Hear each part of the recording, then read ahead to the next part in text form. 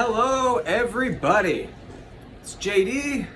It's another episode of JD's Junk Drawer. First and foremost, I'm sorry that I haven't been posting regularly the last 2 weeks.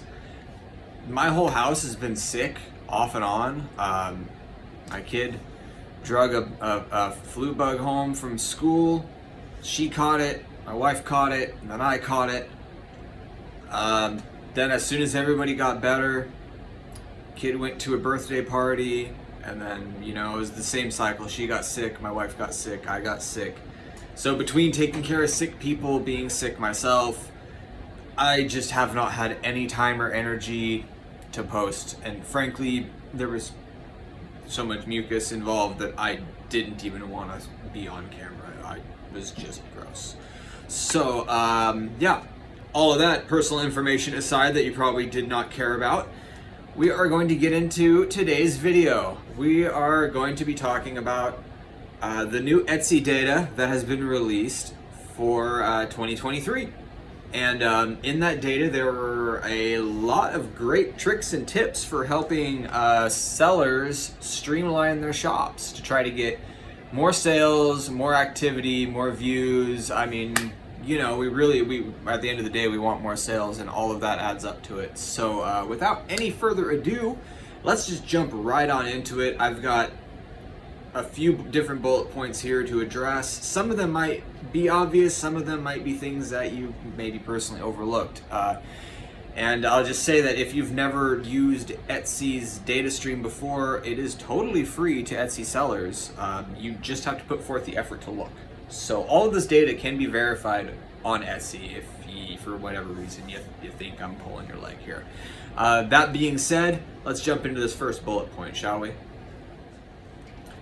Okay, so the first thing that we're going to be talking about is pricing your items. Now, I know this probably sounds ridiculous, considering anybody who's been listing online and selling online has likely been doing price comps. Now, that being said, all of this data that I'm going to be telling you is based off of percentages, which is based off of basically surveys for people who are buying on Etsy to be used for seller data, okay? So I'll try to word this the best I can so it makes the most sense. And if for some reason I've made something more confusing than it really should be, or if you're just not grasping, comment below. I answer all the comments. I really put forth an effort to read and respond to everybody's comments. So if you do have a question, something's not quite clear, post below, I will get to it. So that being said, your price. Yeah, it's really no surprise, right? Like, your price is going to either attract or deter customers. If you're a buyer and you're buying smart, then you're likely jumping around and doing price comps on items, especially if they're not crazy unique items, which luckily Etsy, you kind of have the upper hand. A lot of stuff on there is unique items, but there is some stuff that you could say is common, for lack of a better descriptive term. So make sure your pricing is competitive, and I know that there's another thing that happens to jump into your pricing, and that's going to be the next thing that we're going to talk about after this. So 76% of buyers on Etsy had claimed that the pricing matters for sales, which, no brainer, but that's the date. I find it kind of weird to believe that 24% of people literally didn't care about the price, but some people just literally love supporting small businesses and supporting people who are making handcrafted items and things of that nature, which, there's a really large percentage of sellers on Etsy that do just that. So that is probably that random 24% fluctuation. And obviously, something that's going to really matter with your pricing is if you offer free shipping. Because, nothing's really free in this world. Shipping is being paid one way or the other. But that definitely matters with your pricing, and that is also, ironically, the very next survey topic. So let's jump on to shipping, shall we? Okay, so your shipping policy. Some people do not do free shipping, period. Some people ship everything for free. Some people, like myself, it varies by the item. It just depends on what it is, if it's vintage, if it needs to have a specific kind of insurance. If it's items higher value, I'll usually require that you have to do like a signature at the door to get the item or something like that. So it's not going to be stolen off a doorstep, all of that's going to affect the shipping prices, right? So like I just mentioned, nothing's really free, especially with shipping. Someone's paying for it. So it's either you're putting it out there for the buyer to choose their shipping, or you are saying, no, don't worry, I will take care of it. And you're just taking that shipping cost and your time plus packaging and all that and putting that into the cost. Now, that being said, according to Etsy, 59% of buyers care about free shipping. 59% of buyers are looking for people offering free shipping, which is just shy of half, really. So, man, I feel like that's just a kind of a can of worms either way you dice it. You damned if you do, damned if you don't kind of scenario, I guess, with that. I mean, again, with me, it varies by the item. I have a ton of stuff on my Etsy that is free shipping. I have some stuff that's not. So with me, I guess I hit both of those categories and criteria. So, you know, just kind of, I guess, keep that in mind as you're streamlining your store. Maybe you're going through and reevaluating your shipping policy. You know, if you're entertaining the idea of offering free shipping, that extra 9% could be drawn into your store by offering that, is really what I'm saying here. It doesn't seem like a lot, I guess, in the grand scheme of things with sellers and buyers online. Yeah, 9% could be quite a bit. But that is just, I'm going to leave that up to you and your policy and how you are doing your pricing. But just kind of keep in mind that those things do correlate. You know, pricing, shipping, need to think about those adjustments. With that, let's jump on to the next topic. Okay, so our next topic is also involving shipping. This involves shipping speed. Do customers really care about fast shipping? Just to clarify, this is not Amazon. You don't have the Amazon Prime option here. You know, you're going by people and their schedules and how their personal store policies are. For me, I'm home a fair amount. I have the time, so I have a 1 to 3 day shipping policy for any place that I sell. That gives me just enough cushion and wiggle room to be like, maybe I'm sick, or maybe I have a prior obligation, maybe it's the weekend, a holiday, you know, some weird circumstance where I can't get out to a store, can't get to a post office, it's closed, So I give myself a 1 to 3 day cushion for shipping. That is going to vary depending on your lifestyle and how often that you're checking everything for sales and, you know, all of that kind of thing. Now with that, according to Etsy, only 54% of customers actually care about shipping speeds at all. So, you know, I feel like the general public really does realize that this is not Amazon and you're not going to get it next day. I mean, 9 times out of 10, you're not going to get it next day. So I think they've accepted that for the most part. You know, personally, for me, shipping speeds, buying and selling are really, it is the nature of the beast. You know, if I need something and I need it yesterday, I guess I will pay for the fastest shipping possible if it's an option.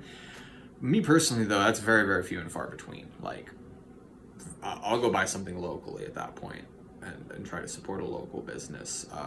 That's just my personal ethic with it. I'm not going to pay that much extra to get something delivered next day. So, you know, all of that's going to vary.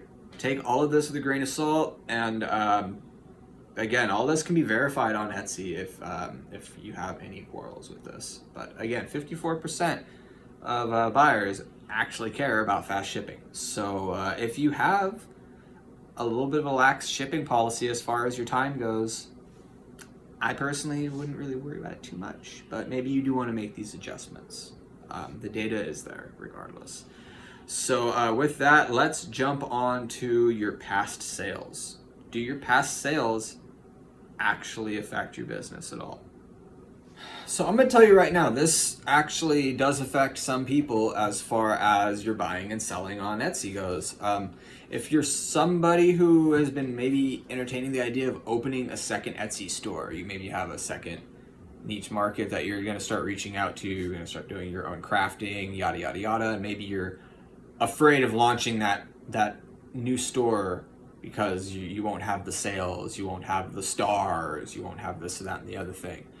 Well, don't fret, because according to Etsy, only about 32% of buyers actually care about your past sales and your past sale ratings. So that's kind of mind-blowing to me, considering that Etsy provides all of that for buyers to look at.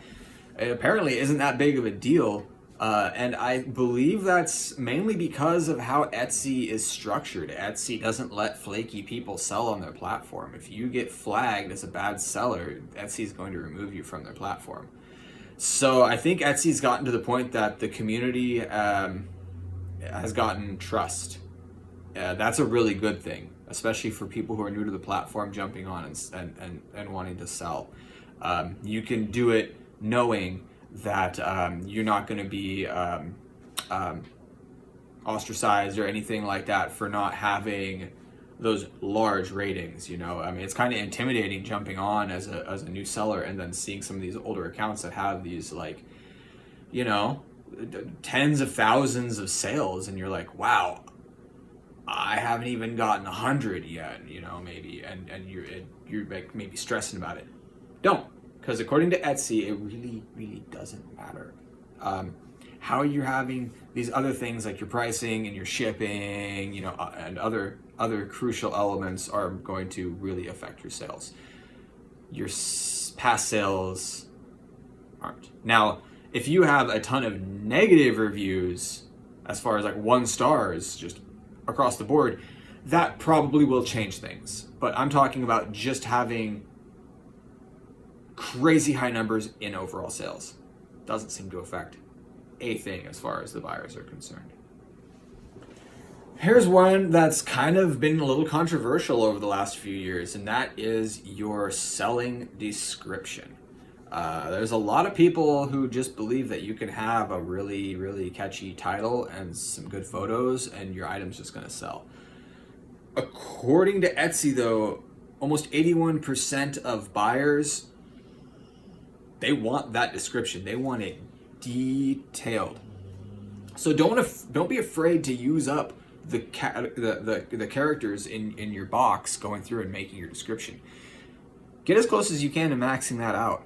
You want more data than less. Nitpick. Go around and make sure to point out any kind of flaws. You can go through and do things like take measurements and things of that nature. Just any kind of extra data that you can provide about the item to make your character description length larger is going to attract more people. It seems like a no-brainer, but I'm letting you know right now that is like literally the biggest offset as far as percentages out of this whole deal is your description. That is actually tied with our next topic going forward, which I think is just as critical as your description as far as listings. It may be no surprise, but with your description, 81% of people buying on Etsy said that the photo quality matters. Okay?